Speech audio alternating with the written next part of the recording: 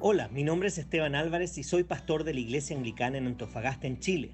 Si hay un pasaje que me gusta en la Biblia es Lamentaciones 3 del 22 al 23 que dice: El fiel amor del Señor nunca se acaba, sus misericordias jamás terminan, grande es su fidelidad, sus misericordias son nuevas cada mañana. Por eso he creado estos devocionales en base a un libro titulado igual que este versículo escrito por uno de mis autores favoritos.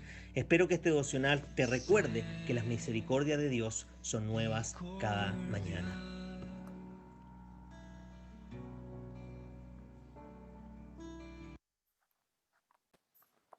Bien, y el título o resumen del devocional de hoy día es el siguiente.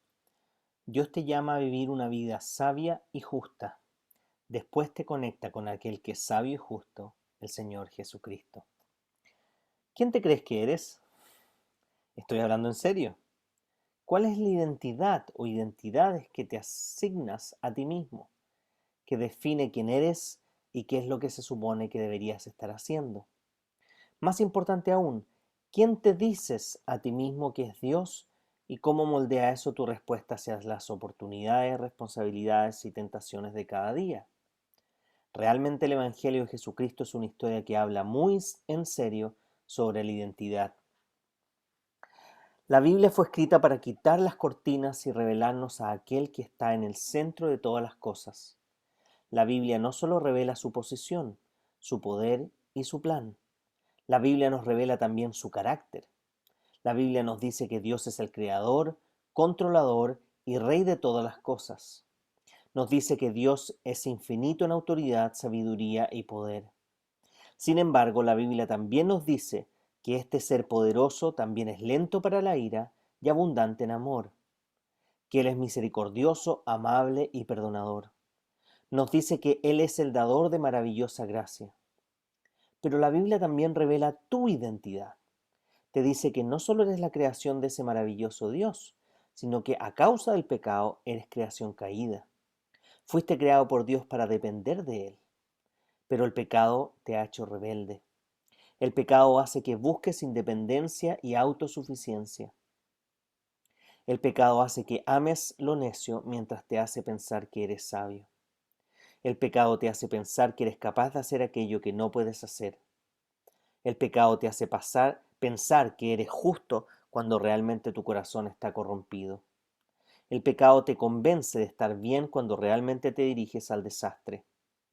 La Biblia amorosamente te enfrenta con todo lo que no eres. Lo hace para que corras hacia todo lo que podrías ser. La Biblia te obliga a ver tu necesidad y tu fracaso para que acudes a aquel que es sabio y justo y que encuentres tu esperanza en él. Sí, la Biblia te llama a hacer lo que no puedes hacer, pero no te deja ahí. Te introduce a aquel que te hace absolutamente todo lo que necesitas.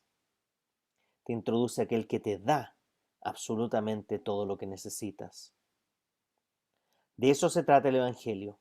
La cruz hace posible de que aquel que es todo lo que tú no eres se convierta para ti y en ti en todo lo que necesitas.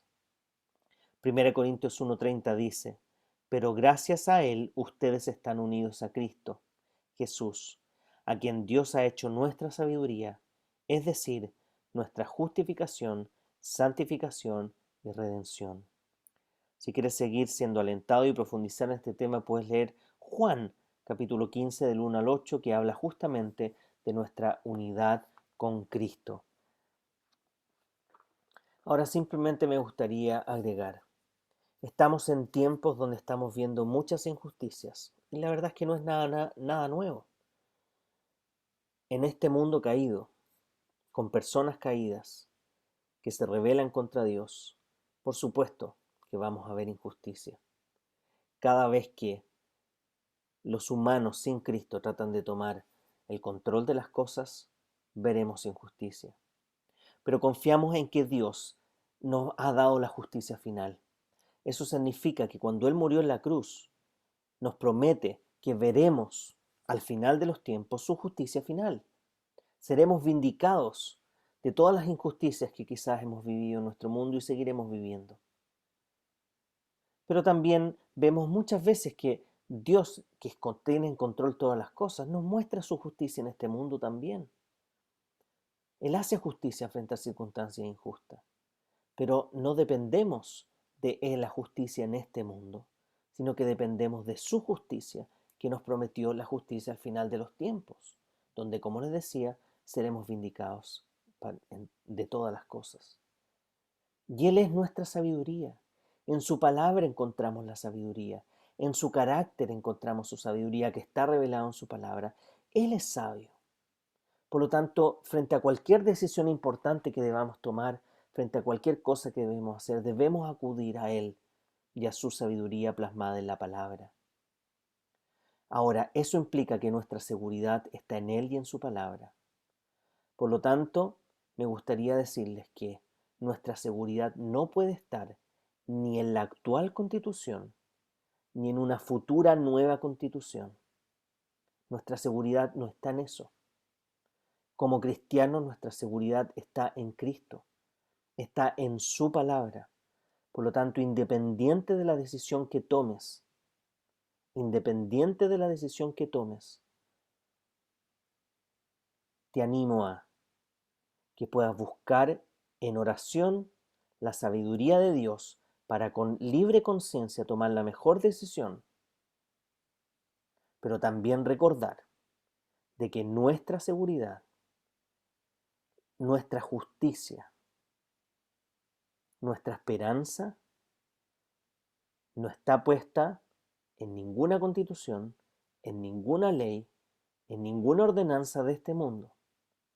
Está puesta en Jesucristo y en sus promesas reveladas en su palabra, que son ciertas y son verdad. Por lo tanto, lamento que tenga que estar en estos devocionales mencionar estas cosas, pero se ha escuchado tanto, lamentablemente, desde el mundo evangélico. Se han escuchado tantas mentiras usando pasajes fuera de contexto, tratando de imponer miedo para tomar una u otra decisión. Cada uno debería, con su Biblia en mano, orando delante del Señor, informándose de los pros y los contras de ambas decisiones, poder ese día libremente, delante del Señor, tomar la decisión que en Cristo ustedes creen que es la mejor. Pero eso no se lo puede imponer ningún pastor, ningún líder religioso, ningún político, ninguna ideología, ninguna organización. Eso es algo que solo ustedes frente a Dios van a tener que decidir. Ahora, habiendo dicho eso, Jesús es nuestra sabiduría y nuestra justificación y nuestra justicia. Eso significa de que Él nos dio todo el conocimiento necesario para poder alcanzar la vida eterna, que es lo que nos dice la palabra. Y eso nos dice que la justicia de Dios es que nos hizo rectos delante de Él, o nos generó que pudiéramos tener una correcta relación con Él a través de Cristo y la transformación que Él está haciendo en nuestros corazones. Es Él que nos prometió transformar nuestros corazones de tal manera que podamos ver todo desde su óptica, sabiendo que nuestra esperanza, insisto, no está en nada que este mundo nos pueda ofrecer. Nuestra esperanza final está en su palabra, que nos recuerda que nuestra esperanza está en Cristo, unidos a Él, con la comunidad de la fe en la cual podemos crecer en nuestra fe y madurar. Por lo tanto, busca primero el reino de Dios y su justicia, es decir, tener una correcta relación con Él, y todo lo demás será añadido. Eso no significa que tenemos que ser pasivos y dejar que Dios haga todo. Tenemos que tomar las responsabilidades que nos correspondan como cristianos en nuestra misión de ser sal y luz del mundo, de compartir el Evangelio de Cristo. Tenemos que cumplir con nuestra misión de discipular, de hacer discípulos a las naciones. Tenemos que cumplir nuestra labor como ciudadanos, ir a votar, informarnos, etc.